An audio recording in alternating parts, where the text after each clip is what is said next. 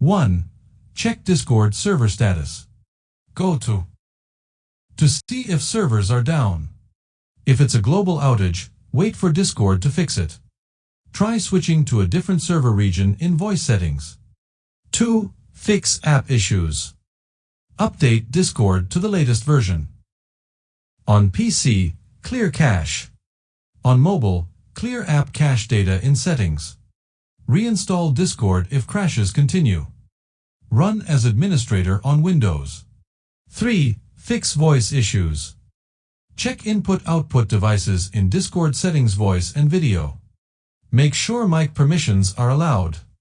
Disable exclusive control of mic. Reset voice settings in Discord. 4. General troubleshooting. Restart router, switch between Wi-Fi and mobile data. Disable VPN proxy that may block Discord. Flush DNS. Try Discord web in a browser if the app isn't working.